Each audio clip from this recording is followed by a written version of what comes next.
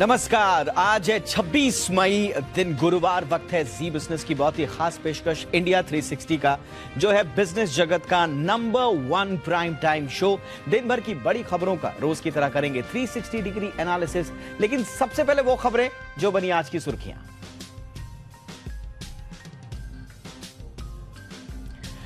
पश्चिम बंगाल की ममता सरकार का बड़ा फैसला, अब राज्यपाल नहीं मुख्यमंत्री होंगी विश्वविद्यालयों की चांसलर। चेन्नई में प्रधानमंत्री मोदी ने किया मेगा रोड शो, 31,000 करोड़ से ज्यादा की परियोजनाओं का करेंगे शुभारंभ। ज्ञानवापी मामले पर वाराणसी जिला कोर्ट में अब 30 मई को होगी अगली सुनवाई। पूरी नहीं हो पाई मुस्लिम पक्ष की दलील। गेहूं चीनी के बाद चावल दाल एक्सपोर्ट पर भी कस सकता है शिकंजा। महंगाई पर कैबिनेट सचिव की अध्यक्षता में बैठक जारी। इंडिया 360 में करेंगे विश्लेषण, एक्सपोर्ट बैन से कितनी थमेगी महंगाई। फर्जी रिव्यू और रेटिंग को लेकर ई कॉमर्स कंपनियों के साथ कल बैठक करेगी सरकार। इंडिया 360 में जाने फर्जी रिव्यू के जरिए कैसे आपको बेचे जाते हैं घटिया प्रोडक्ट्स। 3 दिनों की गिरावट के बाद आज बाजार में दिखी शानदार रिकवरी। निफ्टी करीब 150 अंक चढ़कर 16,150 के पार बंद। सेंसेक्स 500 अंक उछला। मेटल, बैंक, फाइनेंस और आईटी शेयरों में सबसे ज्यादा तेजी। और बीपीसीएल का विनिवेश टला, सरकार ने विनिवेश प्रक्रिया वापस ली। ज्यादातर बोली लगाने वालों ने विनिवेश में हिस्सा लेने से असमर्थता जाहिर की।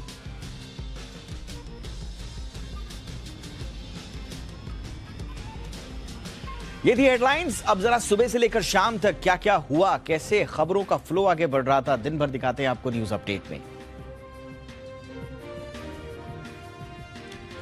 सुबह खुली ही थी कि घाटी से आतंकवादियों के साथ मुठभेड़ की खबर आ गई। कुपवाड़ा में सुबह करीब 7 बजे घुसपैठ की कोशिश कर रहे आतंकवादियों के साथ सुरक्षा बलों की मुठभेड़ हो गई। तकरीबन 1.5 घंटे चली इस मुठभेड़ में सुरक्षा बलों को बड़ी कामयाबी मिली और सुरक्षा बलों ने 3 आतंकियों को मार गिराया। सुरक्षा बलों के साथ मुठभेड़ में मारे गए ये तीनों आतंकी लश्कर ए तैयबा के बताए जा रहे हैं। कुपवाड़ा के जुमागुंड गांव में आतंकवादियों की ओर से घुसपैठ के प्रयास की सूचना मिलने पर पुलिस ने अभियान शुरू किया था, जिसमें 3 आतंकवादी मारे गए। सुबह करीब 8 बजे हर दिन की तरह आज भी सरकार ने कोरोना के आंकड़े जारी कर दिए। सरकार की तरफ से जारी आंकड़ों के मुताबिक देश भर में पिछले 24 घंटे में कोरोना वायरस के 2628 नए मामले सामने आए हैं। इस दौरान 18 लोगों की जान भी गई है कोरोना से। बता दें कि देश में पिछले 3 दिनों से कोरोना के मामले लगातार 2000 के ऊपर बने हुए हैं। सुबह करीब 9 बजे न्यूज चैनल्स पर महाराष्ट्र सरकार के मंत्री पर ईडी के छापे की खबर ब्रेक हुई। दरअसल उद्धव सरकार में मंत्री अनिल परब के 7 ठिकानों पर ईडी ने छापेमारी की है। शिवसेना नेता अनिल परब को सीएम उद्धव ठाकरे का करीबी माना जाता है। ईडी की टीमें एक साथ परब के सरकारी बंगले सहित मुंबई, रत्नागिरी, पुणे में आधा दर्जन से ज्यादा स्थानों पर पहुंची और तलाशी ली। अनिल परब पर रत्नागिरी जिले की तटीय दापोली इलाके में भूमि सौदे में कथित अनियमितताओं का आरोप है। छापेमारी के बाद ईडी ने अनिल परब से पूछताछ की और उनका बयान दर्ज किया। महाराष्ट्र में ईडी की छापेमारी की खबर के अपडेट्स आई रहे थे कि इस बीच यूपी से भी एक अहम खबर आई। राष्ट्रीय लोक दल के प्रमुख जयंत चौधरी को लेकर समाजवादी पार्टी ने अहम ऐलान किया। सपा प्रमुख अखिलेश यादव ने बताया कि जयंत चौधरी राष्ट्रीय लोक दल और समाजवादी पार्टी के साझा राज्यसभा उम्मीदवार होंगे। यूपी में राज्यसभा की 31 सीटें हैं, जिनमें 11 सीटें खाली हो रही हैं, जिनके लिए 10 जून को मतदान होना है। सपा की इस घोषणा की थोड़ी ही देर बाद योगी सरकार ने राज्य का बजट पेश किया। सुबह करीब 11 बजे यूपी के वित्त मंत्री सुरेश खन्ना ने बजट पेश किया। 6 लाख करोड़ रुपए से ज्यादा के इस बजट में युवाओं, किसानों और महिलाओं को ध्यान में रखकर कई बड़े ऐलान किए गए। योगी आदित्यनाथ ने इस बजट की तारीफ करते हुए यह कहा कि ये लोक कल्याण संकल्प पत्र में किए गए 130 में से 97 वादे पूरे कर दिए गए हैं। इधर विपक्ष ने योगी सरकार के बजट पर सवाल खड़े किए हैं और इसे नाकाफी बताया। विनय कुमार सक्सेना ने आज दिल्ली के नए उपराज्यपाल का पदभार संभाल लिया है। विनय कुमार सक्सेना ने दिल्ली के एलजी अनिल बैजल की जगह पदभार संभाला है। शपथ ग्रहण समारोह में दिल्ली के मुख्यमंत्री अरविंद केजरीवाल, उनके मंत्रिमंडल के सहयोगी, उच्च न्यायालय के न्यायाधीशों, केंद्रीय मंत्रियों और सांसदों को शपथ ग्रहण समारोह का निमंत्रण पत्र भेजा गया था।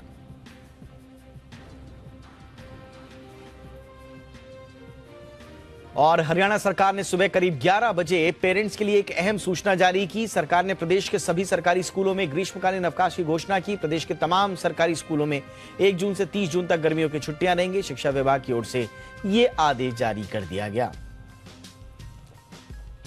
और इसी दौरान ज्ञानव्यापी मस्जिद मामले में मुस्लिम पक्ष की याचिका पर वाराणसी कोर्ट में सुनवाई हुई। कोर्ट ने दोनों पक्षों को सुनने के बाद सोमवार को अगली सुनवाई का निर्णय लिया। अदालत को यह फैसला करना है कि श्रृंगार गौरी केस सुनने लायक है या नहीं। कोर्ट ने निचली अदालत की ओर से कराए गए एडवोकेट कमिश्नर कमेटी के सर्वे के बाद पेश की गई रिपोर्ट पर दोनों पक्षों से 1 सप्ताह में आपत्ति मांगी है। अब इस मामले की सुनवाई 30 मई को होगी।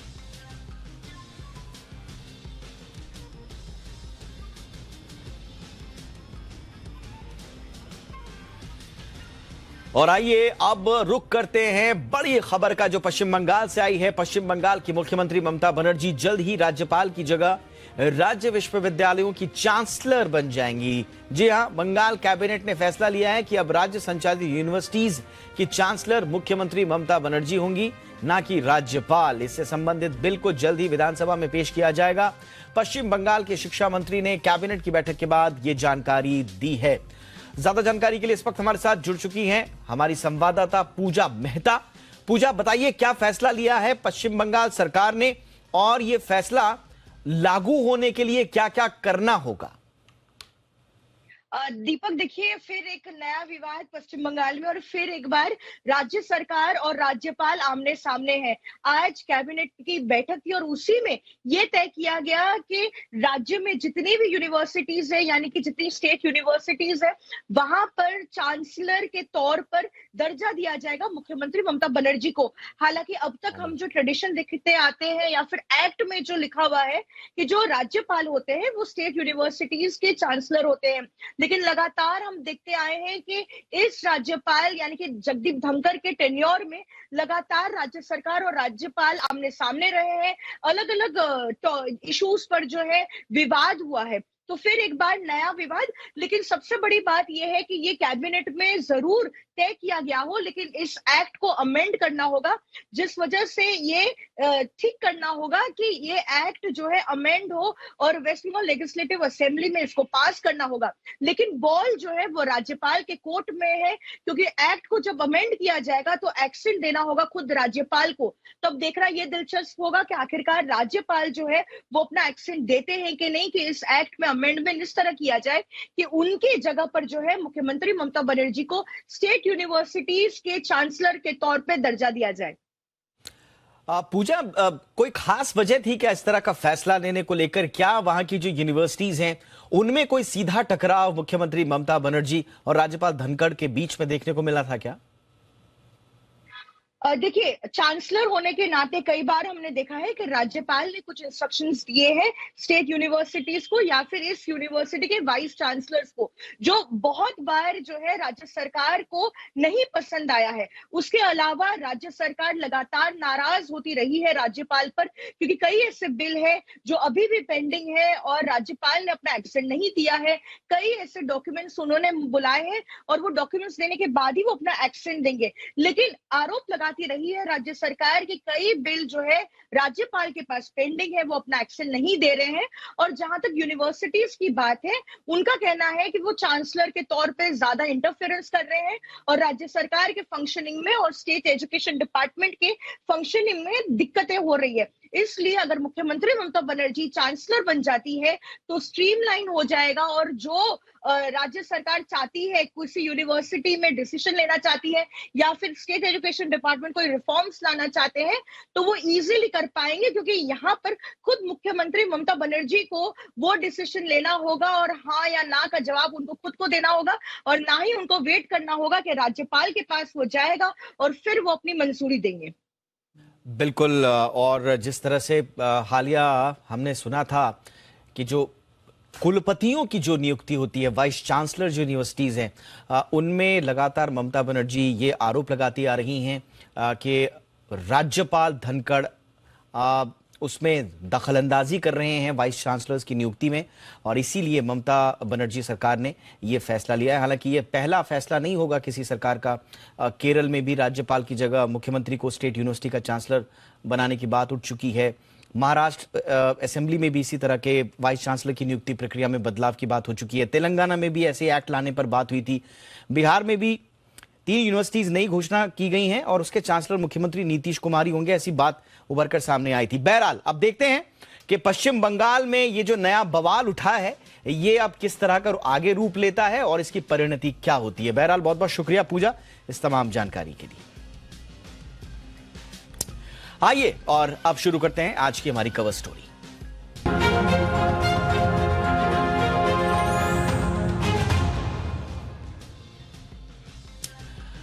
कवर स्टोरी में आज बात महंगाई की। बढ़ती महंगाई से न सिर्फ देश बल्कि दुनिया भी परेशान है और इस महंगाई से निपटने के लिए सरकार लगातार एक्शन मोड में है। महंगाई के मुद्दे पर कैबिनेट सचिव की अध्यक्षता में एक बड़ी बैठक चल रही है। इस बैठक में कई मंत्रालयों के अधिकारी शामिल हैं। महंगाई को लेकर हो रही ये 5वीं बैठक है। इस बैठक में पीडीएस से जुड़ी तमाम कमोडिटीज की समीक्षा की जा रही है।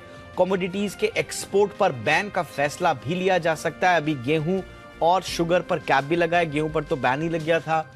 सरकार अब दालों और चावल के एक्सपोर्ट पर रोक लगाने का फैसला कर सकती है, क्योंकि फिलहाल सरकार का फोकस देश में खाद्य महंगाई को काबू में करने पर है। सरकार ने महंगाई पर राहत देने के लिए तमाम मुख्य रूप से रोटी और मकान को टारगेट किया है। इससे पहले भी सरकार ने ताबड़तोड़ फैसले लिए हैं। सरकार ने सबसे पहले पेट्रोल डीजल की कीमतों में कटौती की, एक्साइज ड्यूटी घटाई। इसके बाद सोयाबीन, सनफ्लावर तेलों पर लगने वाले आयात शुल्क को भी 2 साल के लिए खत्म किया। इसके अलावा सरकार ने 20-20 लाख टन तक कच्चा जो सोयाबीन है, सूरजमुखी तेल है, उसके आयात पर शुल्क हटाया।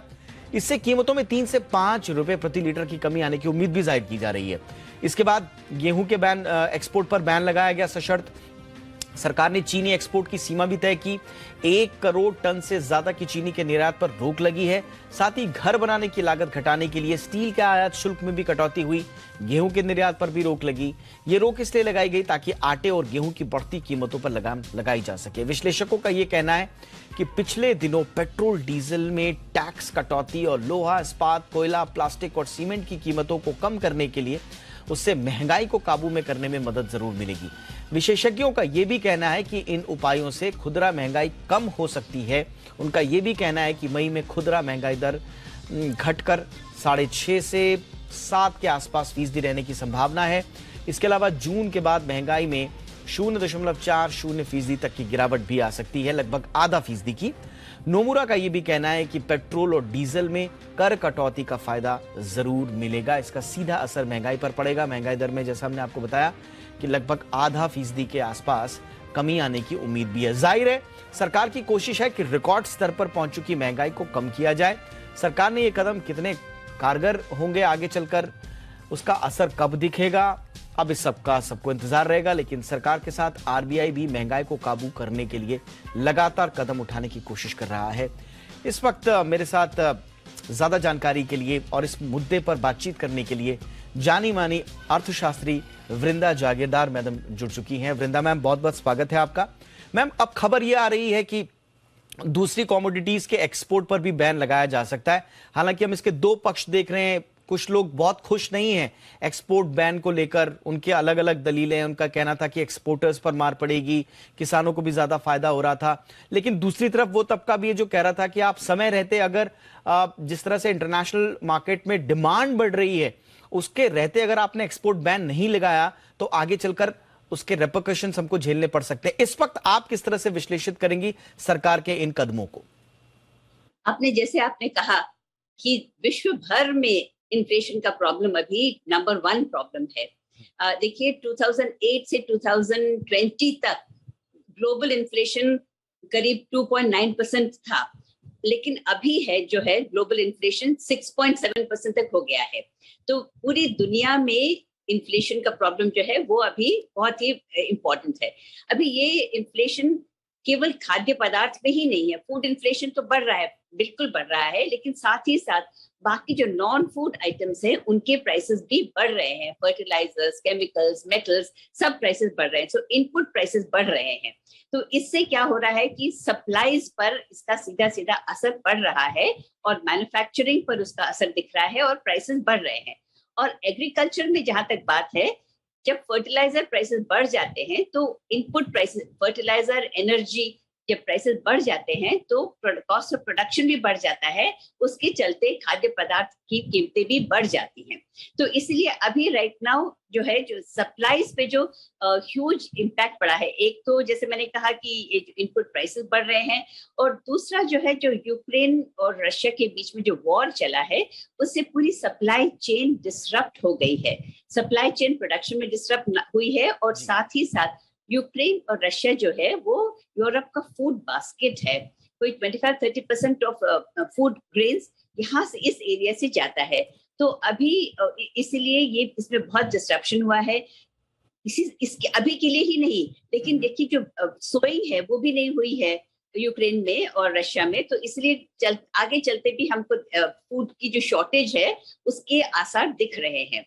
अभी जहां तक आपने किसानों की बात कही, अच्छा, इंडिया ने क्या किया जो है, अभी अगर हम फूड एक्सपोर्ट्स को हम रोक ना लगाए तो कल को ये भी ऐसी भी स्थिति आ सकती है कि हमारे देश में ही इन चीजों की कमी हो जाए और उससे इन्फ्लेशन बढ़ सकता है। इसलिए इस बात को रोकने के लिए गवर्नमेंट ने वीट एक्सपोर्ट, शुगर वगैरह पे, शुगर पे कैप लगाया है, वीट पे, राइस पे, ऐसे कमोडिटीज पे उन्होंने रोक लगाई है, क्योंकि देखिए India is very self sufficient in food. तो इसलिए हम जो जिस स्थिति में है, जो दुनिया है उस स्थिति से हम बेहतर स्थिति में है हम। तो इसीलिए अभी के लिए थोड़ा ये जो रोक लगाया है ये बहुत ही आवश्यक है और ये बहुत ही टाइमली है। और जहां तक किसानों की बात आप कह रहे हैं, देखिए थोड़े फ्यू इयर्स वो ऐसी स्थिति थी कि हमारे यहाँ जो है वीट के प्राइसेस बहुत हाई थे, क्योंकि प्रोडक्शन कॉस्ट ज्यादा है और ग्लोबल प्राइसेस बहुत डिप्रेस थे, लेकिन उस समय गवर्नमेंट ने वीट इंपोर्ट अलाउ नहीं किया। अगर करते तो फिर हमारे किसानों को बहुत नुकसान होता। तो इसीलिए किसानों की जो इंटरेस्ट है वो हमेशा गवर्नमेंट ने हमेशा ध्यान में रखा है, और इस बार इसीलिए ये जो स्टेप्स अनाउंस किए हैं गवर्नमेंट ने कमोडिटीज को लेकर, कि जो कमोडिटीज हमें जरूरत है उस पर हम जरा पाबंदी लगाएं। और देखिए वर्ल्ड में 26 countries have banned food exports, 26 countries ने फूड एक्सपोर्ट्स बंद किए हैं। 26 देशों ने फूड एक्सपोर्ट्स पर कर्ब किया है, बैन किया है। एब्सोल्युटली मैम, लेकिन इसका लॉन्ग टर्म क्या कुछ असर पड़ेगा? आज ही मूडीज ने भी जो है वो रेटिंग थोड़ा सा घटाई है, भारत की जो आर्थिक विकास दर है उसके जो प्रोजेक्शन को घटाया है। मेरे ख्याल से जीडीपी ग्रोथ रेट को 30 बेसिस पॉइंट घटाकर 9.1% से अब 8.8% का अनुमान जाहिर किया है। क्या लॉन्ग टर्म में ये जो हम मेजर्स उठा रहे हैं, और इसमें भी जो रेटिंग घटाने का जो मकसद, जो कारण बताया गया है वो यही बताया गया है कि महंगाई का दबाव रहेगा इकोनॉमी पर, और इसलिए उन्होंने इस प्रोजेक्शन को घटाया है। तो ये महंगाई के दबाव को कम करने के लिए और क्या कुछ करने की आवश्यकता है, और जो कदम जो उठाए जा रहे हैं उनसे क्या महंगाई काबू में आएगी मैम? महंगाई का दबाव केवल भारत पर नहीं है, महंगाई का दबाव दुनिया भर में है। आईएमएफ ने ग्लोबल ग्रोथ की जो एक्सपेक्टेशन है उसको 100 बेसिस पॉइंट से कम किया है। तो पूरी विश्व में इसका असर ग्रोथ पर, इन्फ्लेशन का इम्पैक्ट ग्रोथ पर पड़ेगा। और ग्रोथ स्लोडाउन, जो हम कोविड से निकल रहे थे उसके, एक तो कोविड ने पहले ही दुनिया की अर्थव्यवस्था को एकदम खराब कर दिया था, और ऊपर से अभी जो सिचुएशन हम देख रहे हैं इन्फ्लेशन का, उससे भी ग्रोथ को एक सेटबैक मिलेगा, केवल भारत में ही नहीं पूरी दुनिया में। तो आपका ये प्रश्न कि ये स्टेप्स काफी हैं, ये स्टेप्स बहुत टाइमली हैं और ये स्टेप्स बहुत ही रिक्वायर्ड है। लेकिन जो इन्फ्लेशन की बात देख रहे हैं, इन्फ्लेशन का जो इम्पैक्ट है वो थोड़े साल बना रहेगा, ये कोई शॉर्ट टर्म प्रॉब्लम नहीं है क्योंकि अभी देखिए डिमांड भी बढ़ रहा है आफ्टर ये जो लॉकडाउन हटने के बाद और ये सर्विसेज सेक्टर के रिवाइव होने के बाद, ओपन होने के बाद, तो डिमांड भी बढ़ रहा है, और जब डिमांड बढ़ रहा है तो सप्लाईज नहीं बढ़ रहे हैं। तो इस जो इन्फ्लेशन का प्रॉब्लम है ये थोड़े समय तक बना रहेगा। इसलिए फिस्कल मेजर्स और मॉनेटरी मेजर्स दोनों की जरूरत, दोनों की आवश्यकता है, और वही हो रहा है। अभी देखिए जो फेड ने 50 बेसिस पॉइंट से अपना इंटरेस्ट रेट इंक्रीज कर दिया, लेकिन आरबीआई ने सिर्फ 40 बेसिस पॉइंट से किया है। लेकिन आगे चलते इन्फ्लेशन अगर काबू में ना आए तो इंटरेस्ट रेट्स भी बढ़ने की पॉसिबिलिटीज है, और फिस्कल मेजर्स भी इसमें आ सकते हैं। Government will take some more measures to control. अभी देखिए जो प्राइसेस ऑफ पेट्रोल वगैरह है जो गवर्नमेंट ने जो काट दिया है, उससे सीधा सीधा इन्फ्लेशन पे, जैसे आपने खुद ही कहा, 30 बेसिस पॉइंट्स का इम्पैक्ट पड़ जाता है।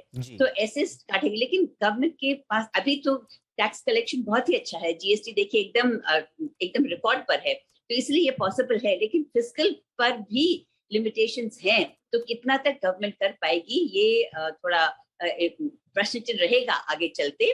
और रिजर्व बैंक के जो स्टेप्स हैं, उससे भी यह है कि कितना रिजर्व बैंक इंटरेस्ट रेट बढ़ाए तो उससे इन्फ्लेशन कितना तक कम हो।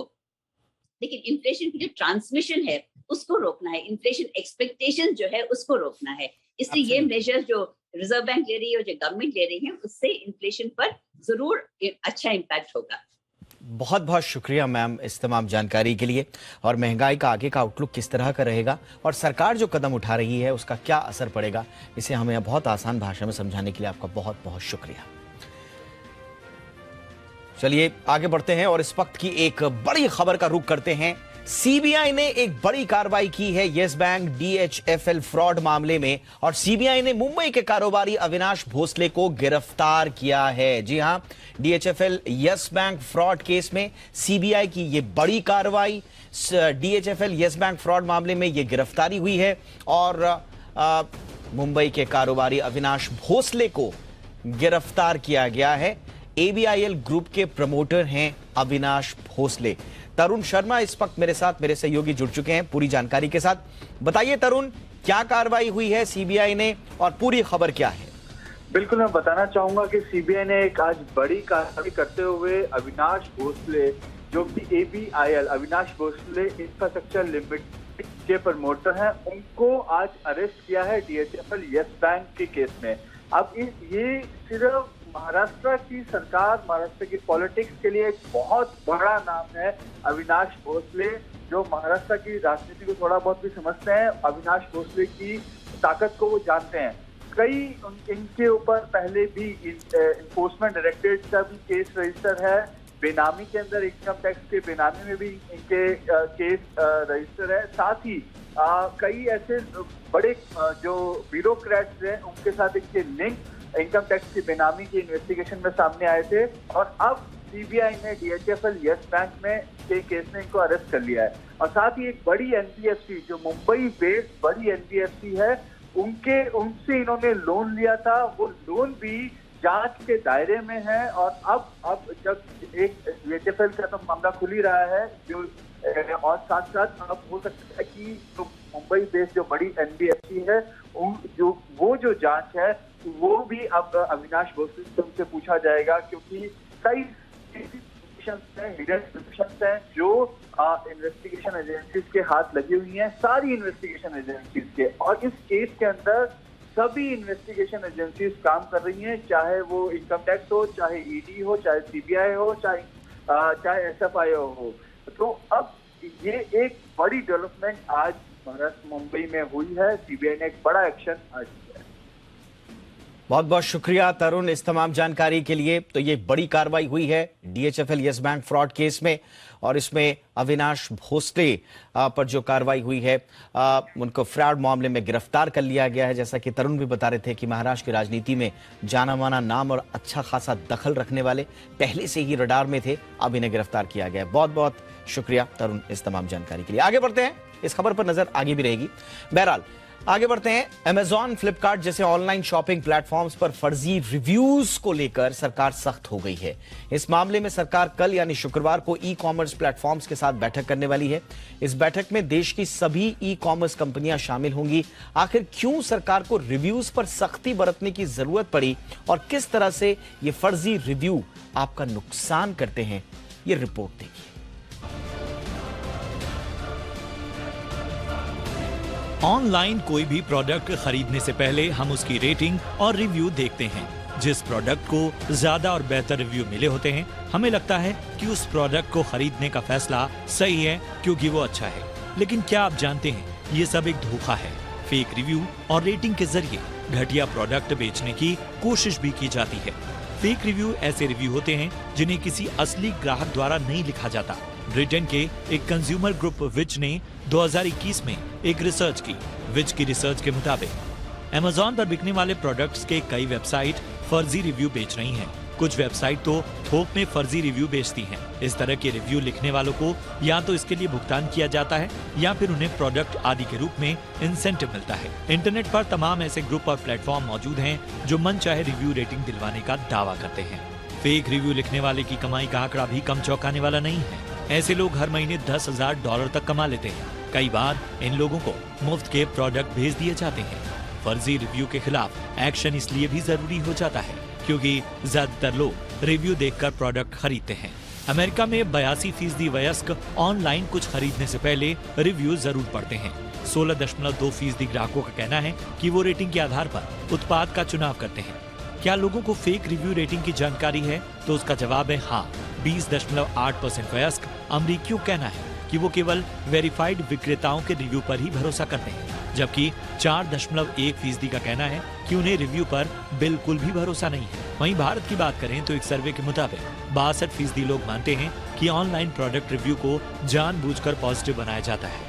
इसका मतलब है कि लोगों में जागरूकता है, लेकिन उन्हें शायद ये नहीं पता कि असली और फेक रिव्यू में पहचान कैसे की जाए। तो इससे बचने का एकमात्र तरीका ये है कि आप सिर्फ वेरीफाइड विक्रेता का ही सामान खरीदें। इसके अलावा फर्जी रिव्यू की पहचान के लिए आप कुछ तरीके अपना सकते हैं। अगर किसी उत्पाद को केवल 5 स्टार रेटिंग मिली है तो ये रेड फ्लैग है। ज्यादातर रिव्यू की अगर एक जैसी भाषा है तो सतर्क हो जाए। किसी प्रोडक्ट को अचानक 5 स्टार रेटिंग मिलनी शुरू हो जाए तो ऐसे प्रोडक्ट की जांच पड़ताल करना बेहतर है। इसके अलावा कई वेबसाइट हैं जो फर्जी रिव्यू पहचानने में आपकी मदद कर सकती हैं। ऑनलाइन रिव्यू पर भरोसा नहीं किया जा सकता, इसीलिए या तो वेरीफाइड विक्रेता से ही खरीदें या फिर अपने स्तर पर थोड़ी रिसर्च कर लें। Bureau report, Zee media. देश में फ्रॉड या धोखाधड़ी के मामले तेजी से बढ़ रहे हैं। ऐसे में पंजाब पुलिस ने एडवाइजरी जारी कर लोगों से व्हाट्सएप पर होने वाली धोखाधड़ी से सचेत रहने को कहा है। पुलिस का कहना है कि कुछ लोग व्हाट्सएप के जरिए लोगों को धोखा देकर ठगी कर रहे हैं। रिपोर्ट देखिए।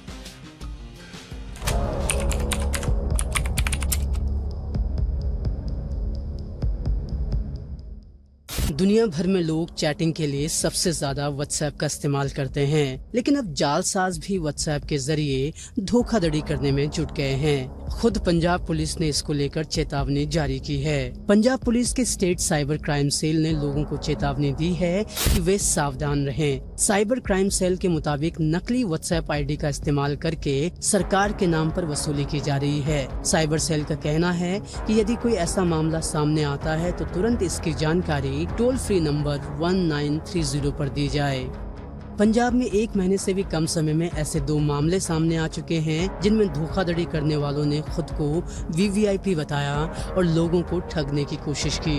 व्हाट्सएप के जरिए हो रही ये धोखाधड़ी सिर्फ पंजाब तक सीमित नहीं है, पूरे भारत में ऐसे कई मामले पहले भी सामने आ चुके हैं। जालसाज व्हाट्सएप पर लिंक भेजकर भी फ्रॉड करते हैं। ऐसे में व्हाट्सएप पर आए किसी भी अनजान लिंक को क्लिक ना करें और अपनी निजी जानकारी के साथ ही बैंक डिटेल कभी भी साझा ना करें, क्योंकि ऐसा करने पर आप फ्रॉड के शिकार हो सकते हैं।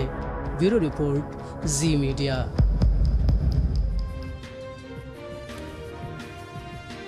और जी बिजनेस की मुहिम ऑपरेशन हफ्ता वसूली का बड़ा असर हुआ है। आरबीआई ने फर्जी तरीके से लोन देने के दोषी 5 एनबीएफसीज का लाइसेंस रद्द कर दिया है। फर्जी लोन ऐप्स के खिलाफ हमारी लड़ाई आखिरी पड़ाव पर है। हमारा मकसद भी यही था कि इन ऐप्स को चलाने वालों के खिलाफ सख्त से सख्त कार्रवाई हो। ऐसे में सरकार से लेकर आरबीआई तक ने हमारी मुहिम का साथ दिया है।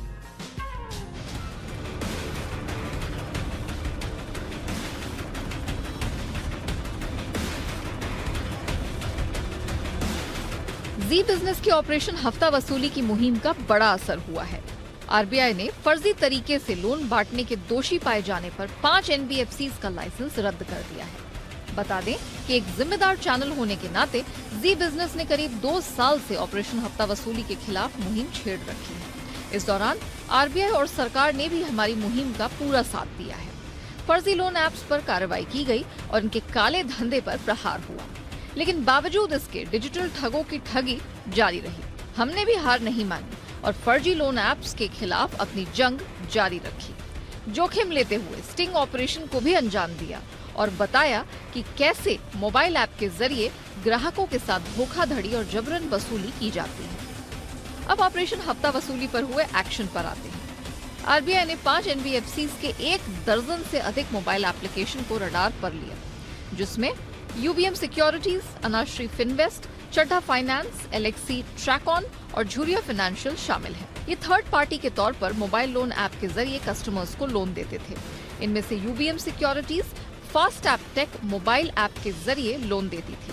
अनाश्री Finvest M rupee, Kush cash, करना लोन फ्लाई कैश नाम के मोबाइल ऐप के जरिए लोन देती थी। दिल्ली की चड्ढा फाइनेंस जो वाईफाई कैश मोबाइल ऐप के जरिए लोन देती थी, जबकि एलेक्सी ट्रैकऑन कंपनी बड़ा ब्रो गीगा के नाम से लोन बांट रही थी। इसी तरह झुरिया फाइनेंशियल भी मनीड, मोमो, कैशफिश, रूपी लैंड, रूपी मास्टर और क्रेडिट नाम के मोबाइल ऐप के जरिए लोन देती थी। रिजर्व बैंक की जांच जारी है, जिसमें ग्राहकों के साथ मनमानी करने वाली ऐसी और कई कंपनियों के खिलाफ कार्रवाई होगी। इसके अलावा जांच एजेंसियों ने भी गूगल प्ले स्टोर के फर्जी एप्लीकेशंस को हटाने के लिए कहा है। रिजर्व बैंक ने इससे पहले कैश पिंग एप्लीकेशन की पेरेंट कंपनी पीसी फाइनेंशियल का भी लाइसेंस रद्द किया था। पिछले महीने ही आरबीआई ने 137 फर्जी लोन ऐप को रडार पर लेकर जांच शुरू की थी।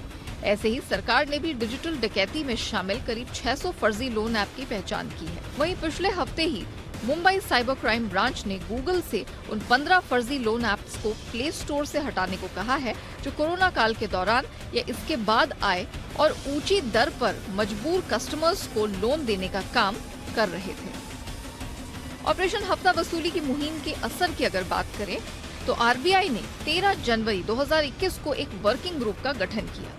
इस ग्रुप ने नवंबर 2021 में अपनी रिपोर्ट भी दे दी, जिसमें लीगल, रेगुलेटरी, टेक्नोलॉजी और फाइनेंशियल कंज्यूमर प्रोटेक्शन के बारे में सुझाव दिए गए।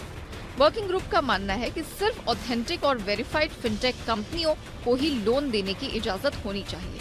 साथ ही बाय नाउ एंड पे लेटर यानी बीएनपीएल सहित सभी फिनटेक कंपनियों को आरबीआई की गाइडलाइंस के तहत आना जरूरी है। ऑपरेशन हफ्ता वसूली के बाद फिनटेक एसोसिएशन ने भी इन फर्जी लोन ऐप के खिलाफ मुहिम छेड़ दी है, जो जी बिजनेस की एक बड़ी कामयाबी है। Bureau report, Zee media.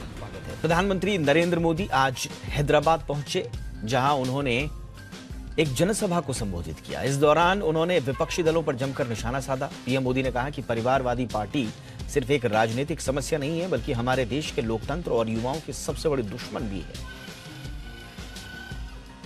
एक परिवार को समर्पित पार्टियां जब सत्ता में आती है तो कैसे उस परिवार के सदस्य भ्रष्टाचार उसका सबसे बड़ा चेहरा बन जाते हैं। तेलंगाना के लोग देख रहे हैं कि परिवारवादी पार्टियां किस तरह सिर्फ अपना विकास करती है, अपने परिवार के सदस्यों की तिजोरियां भरती है। यूपी विधानसभा में वित्त मंत्री सुरेश खन्ना ने योगी सरकार के दूसरे कार्यकाल का पहला बजट पेश किया। इस बजट में महिलाओं, बुजुर्गों, युवाओं और किसानों का खासा ख्याल रखा गया है। सरकार ने वित्त वर्ष 2022-23 के लिए करीब 6 लाख करोड़ रुपए का बजट पेश किया। सरकार ने सेफ सिटी योजना के तहत आने वाले शहरों में महिला सुरक्षा को ध्यान में रखते हुए 523 करोड़ रुपए की नई योजना शुरू की है। वहीं मेट्रो, धार्मिक और ऐतिहासिक स्थलों की सुरक्षा के लिए नए विशेष सुरक्षा बलों का गठन भी करने के लिए 270 करोड़ से ज्यादा की धनराशि आवंटित की है। साथ ही प्रदेश में 5 नए एटीएस सेंटर्स भी बनाए जाएंगे।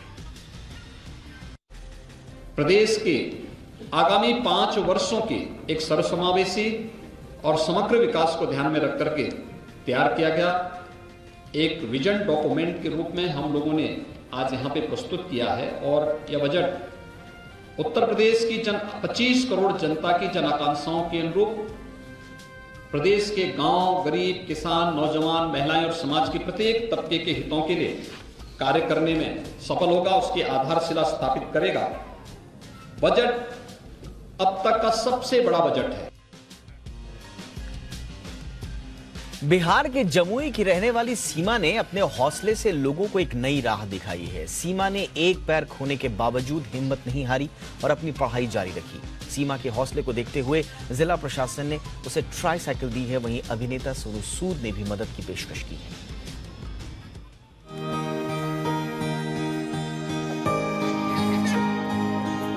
ये हौसलों की उड़ान है। ये उस राह पर चलने की जिद है जहां से मंजिल साफ दिखाई देती है। जमुई की सीमा को करीब 1 किलोमीटर दूर एक पैर से चलकर स्कूल जाने की जिद ने आज ऐसे मुकाम पर ला खड़ा किया है कि प्रशासन खुद ही मदद करने पहुंच गया। दरअसल बिहार के जमुई की रहने वाली सीमा 2 साल पहले एक हादसे का शिकार हो गई थी। इसमें सीमा को एक पैर भी गंवाना पड़ गया था। सीमा पढ़ना चाहती थी, लिहाजा तमाम मुसीबतों के बाद भी उसने हार नहीं मानी और एक पैर से ही चलकर रोजाना स्कूल जाने लगी। कौन क्लास में पढ़ती हो? चौथा में। कैसे जाती हो पढ़ने के लिए? ऐसे पैदल ही जाती हो? तो दिक्कत नहीं होता जाने में? सीमा के पिता बिहार से बाहर रहकर मजदूरी करते हैं। 6 बच्चों के परिवार का गुजारा मुश्किल से ही हो पाता है। हादसे के बाद तो घर वालों ने उम्मीद ही छोड़ दी थी, लेकिन सीमा को तो अपनी राह खुद बनानी थी, लिहाजा एक पैर से ही सारा काम खुद करने लगी। उसके इसी लगन को देखते हुए अब जिला प्रशासन ने भी सीमा को ट्राईसाइकिल दिया है, जिससे कहीं भी आने जाने में परेशानी न हो। जो बच्ची को जिला प्रशासन के माध्यम से अधिकतम सहायता हो सकती है और यहाँ पर इस टोले में अधिकतम सहायता और मदद दी जा सकती है, वो सब हम लोग कर रहे हैं। साथ ही उच्च स्तर पर भी हम लोगों ने बात किया है और हम लोगों का पूरा प्रयास होगा कि बच्ची को हम लोग आर्टिफिशियल लिम्ब की सुविधा उपलब्ध करा दें, ताकि आगे चल करके इसको विभिन्न प्रकार की होने वाली कठिनाइयों से बचाया जा सके। वहीं सीमा के हौसले को देखकर अभिनेता सोनू सूद ने ट्वीट कर उसकी मदद करने की पेशकश की है। सीमा पढ़ लिख कर टीचर बनना चाहती है, ताकि अपने गांव के बच्चों के लिए एक मिसाल बन सके। सीमा आज गांव में लड़कियों की शिक्षा को बढ़ावा देने के लिए जिस राह पर चल निकली है, वो काबिले तारीफ है। Bureau report, C media.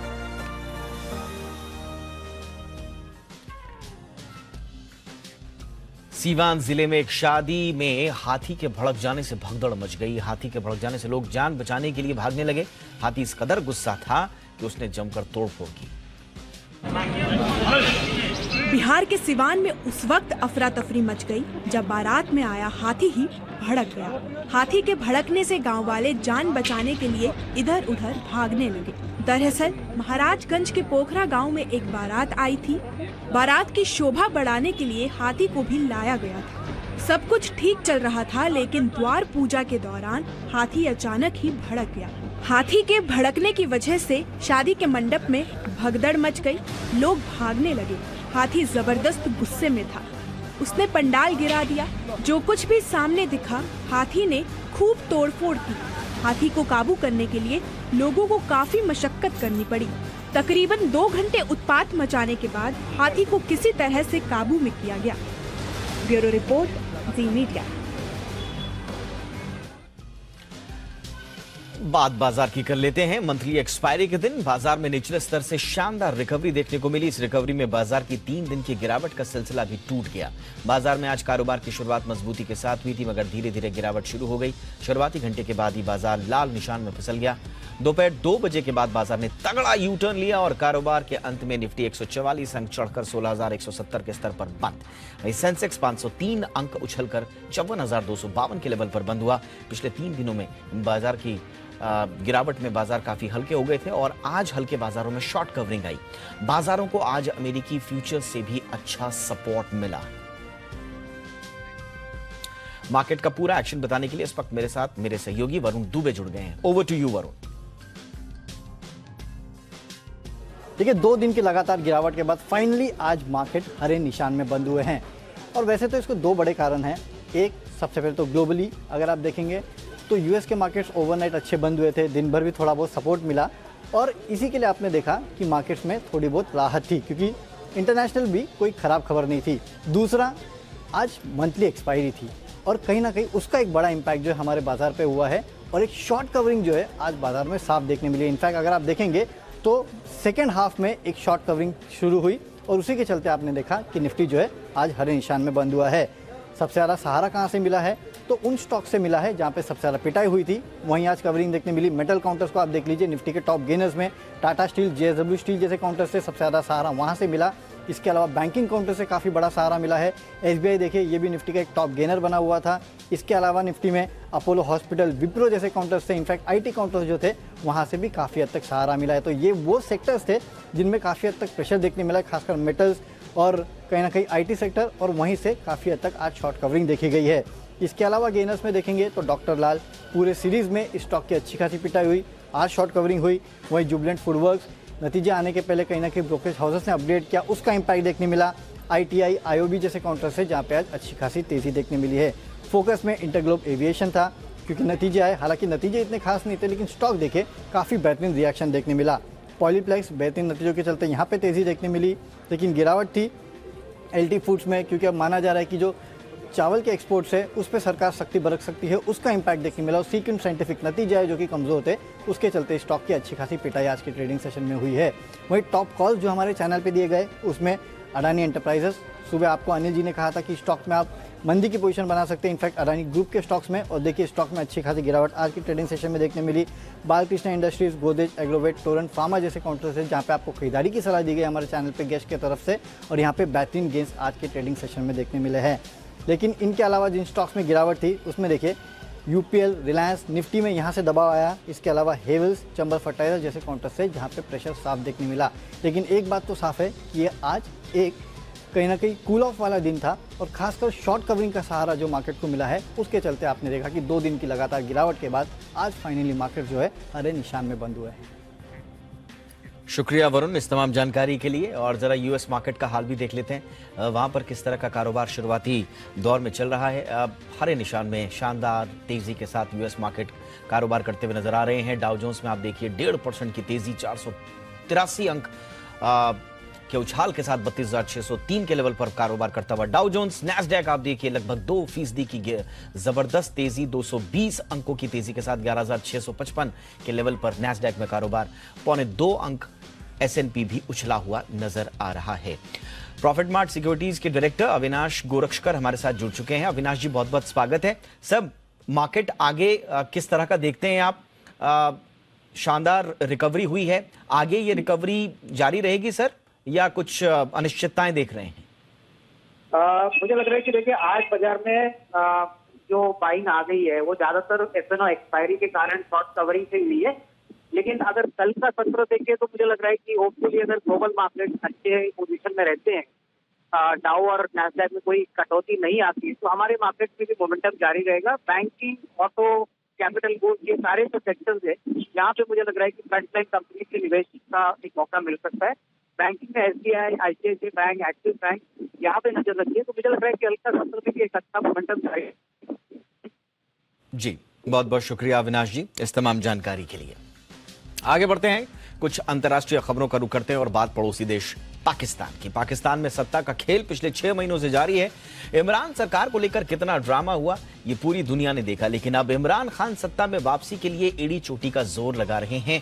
Imran Khan चुनाव की मांग को लेकर अपने समर्थकों के साथ आजादी मार्च निकाल रहे हैं, लेकिन देखते ही देखते पाकिस्तान में ये आंदोलन हिंसक हो गया और हालात अब गृह युद्ध के बनते नजर आ रहे हैं। आखिर क्यों जल रहा है पाकिस्तान, देखिए रिपोर्ट। 30 लाख लोगों के साथ बदलेंगे पाकिस्तान के हालात। 20 लाख लोग इस्लामाबाद में हम इकट्ठा करेंगे। 6 दिन में बदलेगा पाकिस्तान। 6 दिन के बाद मैं सारी अपनी कौम को लेके वापस इस्लामाबाद आऊंगा। इस्लामाबाद के रेड जोन में सेना तैनात।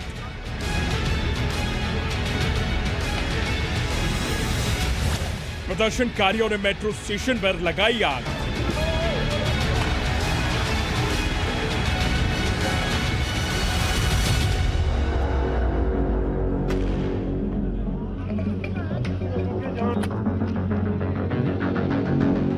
पड़ोसी मुल्क पाकिस्तान में पूर्व प्रधानमंत्री इमरान खान के लॉन्ग मार्च को लेकर हालात लगातार बिगड़ते जा रहे हैं। पाकिस्तान में पूर्व पीएम इमरान खान की इस्लामाबाद रैली को रोकने के दौरान पुलिस और पीटीआई कार्यकर्ताओं के बीच हिंसक झड़प हुई। इस्लामाबाद का मेट्रो स्टेशन फूंकने की खबर है। कई जगह कार्यकर्ताओं और सुरक्षा बलों में भिड़ंत हुई है। इसके बाद शहबाज शरीफ सरकार ने इस्लामाबाद में सेना तैनात कर रेड जोन घोषित कर दिया है। पूर्व पीएम और पाकिस्तान तहरीक इंसाफ पीटीआई के प्रमुख इमरान खान ने अपने समर्थकों के साथ बुधवार को इस्लामाबाद में कूच का आह्वान किया। रैली में शामिल होने के लिए देश भर से उनकी पार्टी के कार्यकर्ता रैलियों के रूप में पाकिस्तान की राजधानी पहुंचे। शरीफ सरकार ने उन्हें रोकने के लिए जगह जगह बैरिकेड लगाकर रास्ता रोका, लेकिन वो नहीं माने। रैली के दौरान पीटीआई और सुरक्षा बलों के साथ टकराव हुआ, जिसमें कई लोग घायल भी हुए। रैली के दौरान इमरान ने अपने लोगों का जोश भी बढ़ाया। दरअसल इमरान खान देश में समय पूर्व चुनाव कराने की मांग पर अड़े हैं, जबकि उन्हें अपदस्थ करने के बाद बनी शहबाज शरीफ सरकार अगले साल तय समय यानी साल 2023 में अगस्त में चुनाव चाहती है। लेकिन इमरान चाहते हैं कि 6 दिनों में ही चुनावों का ऐलान हो। और तो और इमरान ने ये तक धमकी दे डाली है कि अगर 6 दिन में चुनाव का ऐलान नहीं किया गया तो वो 30 लाख लोगों के साथ दोबारा इस्लामाबाद पर कूच करेंगे। इमरान खान ने पिछले महीने नेशनल असेंबली में अविश्वास प्रस्ताव के दौरान प्रधानमंत्री पद से इस्तीफा दे दिया था। इसके बाद पूर्व पीएम नवाज शरीफ के भाई शहबाज शरीफ पाकिस्तान के नए प्रधानमंत्री बनाए गए। लेकिन दोबारा से सत्ता पाने के लिए अब इमरान फिर से कोशिश कर रहे हैं। Bureau report, Zee media.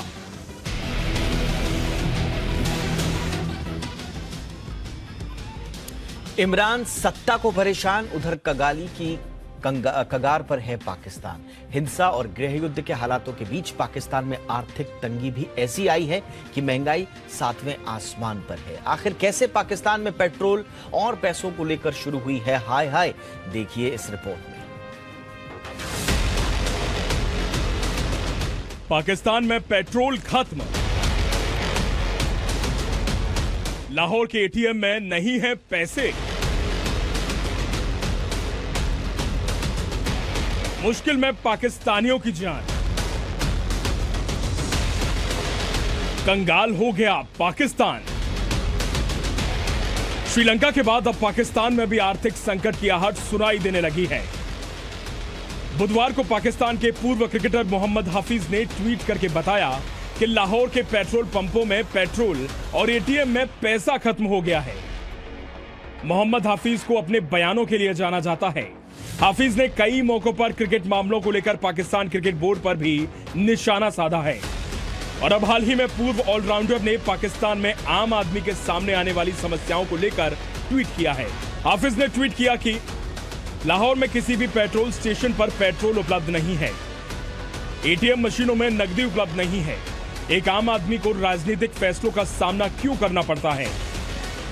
हाफिज ने अपने इस ट्वीट में पाकिस्तान के पूर्व प्रधानमंत्री इमरान खान के साथ मौजूदा प्रधानमंत्री शहबाज शरीफ, विदेश मंत्री बिलावल भुट्टो और मरियम नवाज शरीफ को भी टैग किया है। साफ है, पाकिस्तान में सत्ता के संग्राम के बीच आर्थिक संकट भी अब गहराता जा रहा है और इसका ताजा उदाहरण मोहम्मद हफीज का ये ट्वीट है। Bureau report, Zee media. California Institute of Technology ने एक ऐसा ड्रोन तैयार किया है जिसकी मदद से भयंकर तूफान में भी लोगों को मदद मिल पाएगी। ड्रोन हवाई यात्रा और मेडिकल इमरजेंसी में भी लोगों को फौरन राहत पहुंचाएगा।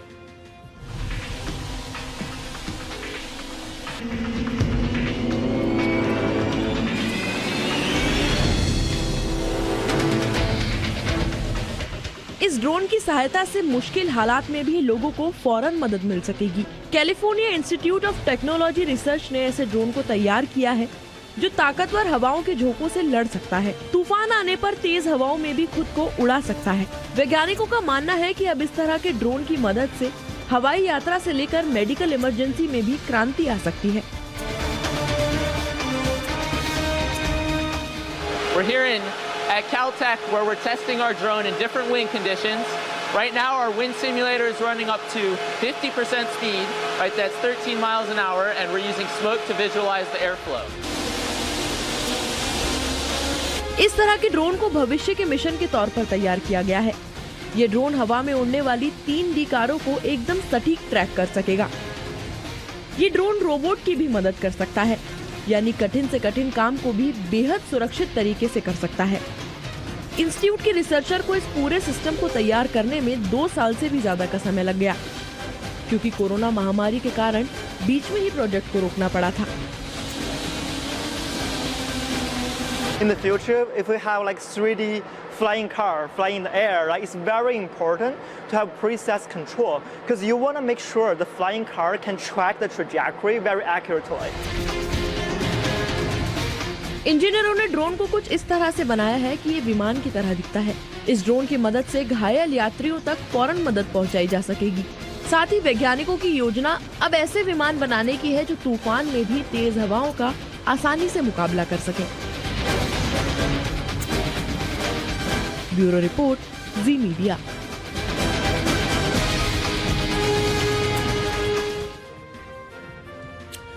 पेरू की राजधानी लीमा में पारंपरिक जोकर दिवस के मौके पर जोकरों की परेड निकली। इन लोगों ने अपने करतब से खूब लोगों को हंसाया। हालांकि जोकर दिवस मनाने के पीछे एक दुख भरी कहानी भी है।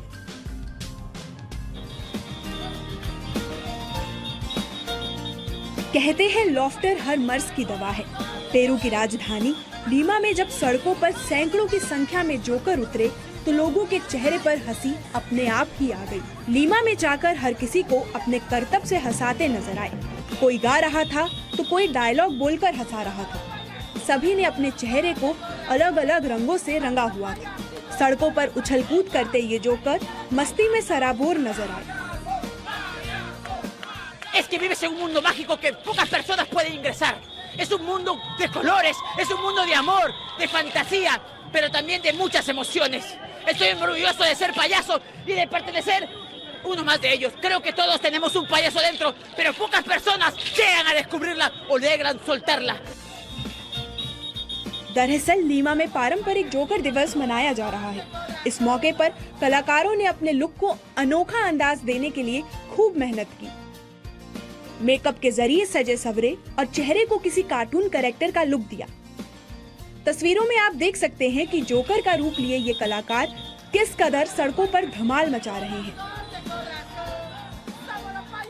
Nosotros somos los encargados de hacer reír a la gente, que la gente bote su estrés, quizás por el trabajo o por otros problemas. Nosotros vamos a que ellos se diviertan, no, y ellos con una sonrisa, ellos se sienten felices. Esa es la misión de nosotros los payasos.